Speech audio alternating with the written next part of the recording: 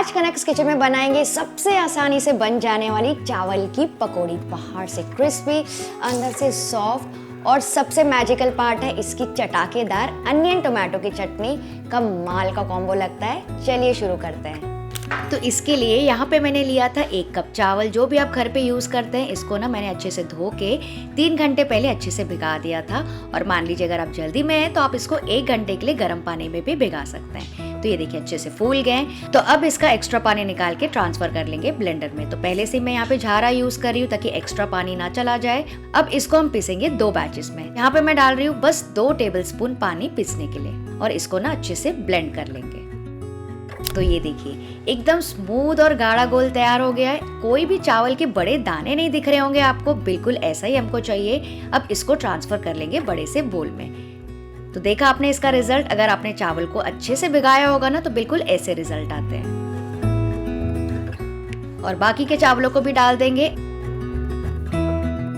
अब ये देखिए इसके साथ मैं डाल रही हूँ 3 मीडियम साइज के उबले हुए आलू, जिसको ऐसे छोटे छोटे पीसेस में कट कर लेंगे ताकि पिसने में आसानी हो।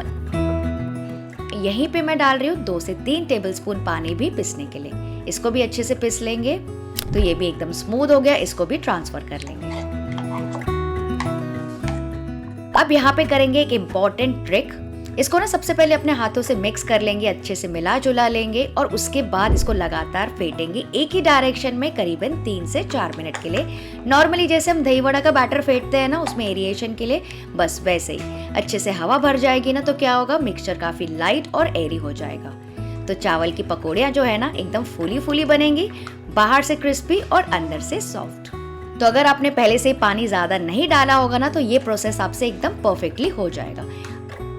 तो अब ये देखिए मैं आपको डिफरेंस दिखाती हूँ। बैटर एकदम लाइट और क्रीमी हो गया, बिल्कुल ऐसा ही हमको चाहिए। तो अब डाल देंगे कुछ मसाले। 1 टीस्पून नमक डाल दीजिए, 2 से 3 बारीक कटी हुई हरी मिर्चें, 1 टेबलस्पून बारीक कटा हुआ अदरक। वैसे आप चाहते हैं तो हरी मिर्ची और अदरक पीसने के समय भी डाल सकते थे, लेकिन यहाँ पे ज्यादा टेस्टी लगता है। 1 टीस्पून डाल रही हूँ जीरा, 8 से 10 करी पत्ता बारीक कटा हुआ, 1 teaspoon red chili flakes, fresh धनिया और सबको फिर से थोड़ा सा मिक्स कर लेंगे।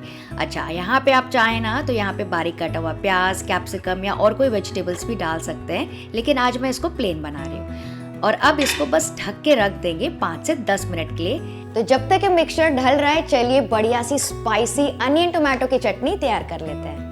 पैन में डाल रही हूँ 2 टीस्पून तेल, डालेंगे 1/4 टीस्पून हींग, 1 टीस्पून उड़द दाल डाल दीजिए और 1 टीस्पून चना दाल। थोड़ा सा इनको पका लेंगे।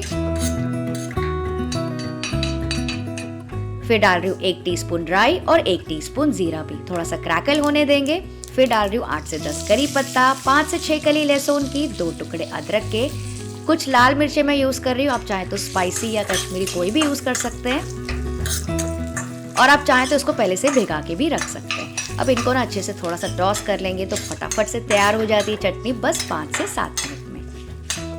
फिर मैं डाल रही हूँ 1 प्याज कटा हुआ और इसको भी चला लेंगे बस 2 से 3 मिनट के लिए ताकि हल्के से सॉफ्ट हो जाए। बहुत ज्यादा इसका जो कलर है ना हमको डार्क नहीं करना है। अब जब ये हो जाए ना तो डालेंगे डबल टमाटर। तो 1 प्याज हमने यूज किया था तो डाल रही हूँ 2 टमाटर कटे हुए, 1 टीस्पून नमक भी डाल दीजिए और सारी चीजों को अच्छे से मिक्स कर लेंगे जब तक ये सॉफ्ट ना हो जाए। तो यहाँ पे आप 2 से 3 टेबलस्पून पानी डाल सकते हैं ताकि मसाला जले ना। तो आप चाहें तो इसको यहाँ पे ढक के भी पका सकते हैं बस 2 मिनट के लिए। तो ये देखिए सारी चीजें अच्छे से सॉफ्ट और मशी हो गई है। गैस का फ्लेम ऑफ कर देंगे, इसको कंप्लीटली ठंडा होने देंगे और फिर ट्रांसफर कर लेंगे ब्लेंडर में और बस इसको अभी पिस लेंगे।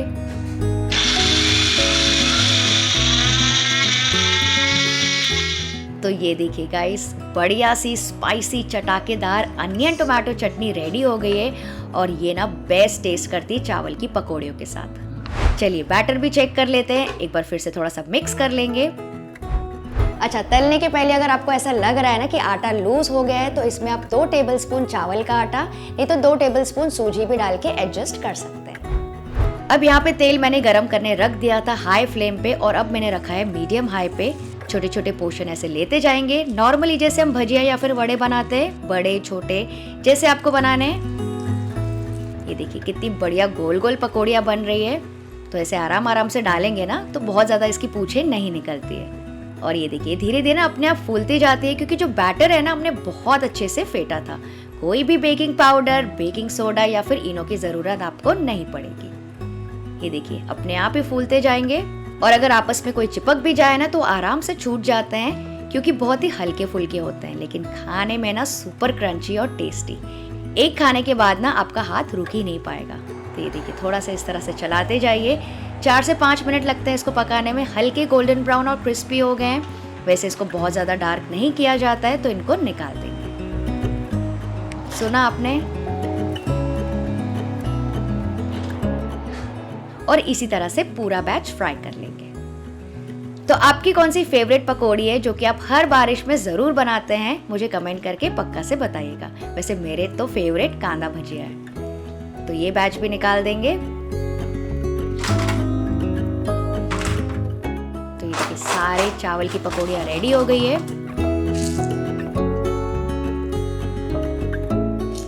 सुना आपने? बने हैं ना बहुत ही ज़्यादा मज़ेदार। तो इनको आप गर्मा गर्म सर्व कीजिए चटनी के साथ। और बारिश में ना इसके साथ चाय तो ज़रूर ही बनती है। तो फ्रेंड्स, अगर आपको मेरी कोशिश थोड़ी भी अच्छी लगी तो प्लीज़ इस वीडियो को लाइक, शेयर और सब्सक्राइब ज़रूर कर देना। और अगर आपको महाराष्ट्रियन स्पेशल कुरकुरे कांदा भजिया देखना है तो ये वीडियो आपके लिए। चलिए आप सब अपना ख्याल रखिएगा। Bye bye.